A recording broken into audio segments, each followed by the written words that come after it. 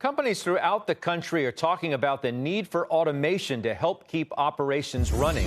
Krish Nathan is the CEO of SDI Systems, an automation company out in California. He's getting increased interest, as you might expect, from companies looking to change how they operate. Krish, good to see you this evening. Tell me what kind of demand you are seeing. Hi, Scott.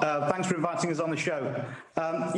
We're seeing a tremendous demand from customers that are anticipating a ramp up of business in the traditional peak season, based on the fact that they're anticipating maybe there will be some COVID crisis or some interruption of brick and mortar. They need that additional demand, and so they're building capacity for that right now.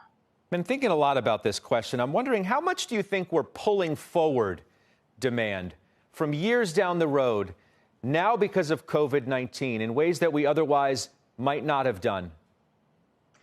Well, I think that most of this demand is being pulled away from traditional brick and mortar channels. A traditional retailer might have 10, 15, 20% of their business come from e-commerce sales. And I think what you're finding is that they're pulling that into that different channel. So I don't think it's pulling demand from future years. I think it's just a shifting of demand into different channels. What kind of build-out time are we talking about? This is not generally something that can be done overnight.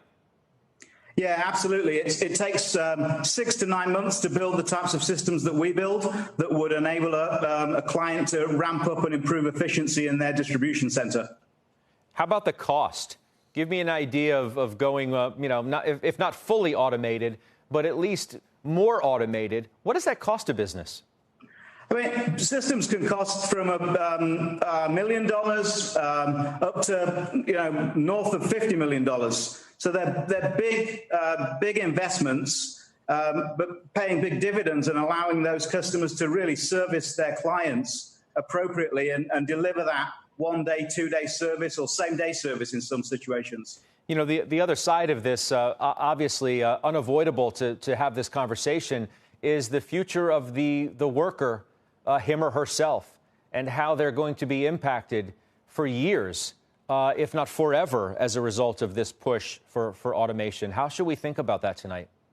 Yeah, I think it's definitely going to challenge the workforce. I mean, prior to this crisis, the U.S. was experiencing we were unable. The facilities that we work with were unable to hire enough workers at the facilities that they want them in, and so we're investing in automation.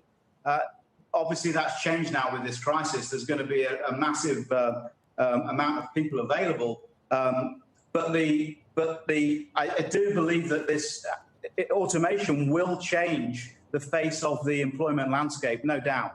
What kind of systems are we talking about? What kinds of jobs are more likely to be replaced, if you will, faster than others now? Well, basic picking and placing, movement. Seen a lot of activity with robotics, moving a product from one place to another. Obviously, in the automated driving, automated movement of cartons and units around a distribution center. So anything that's really basic movement and relatively easy to fulfill with a traditional sort of robotic approach.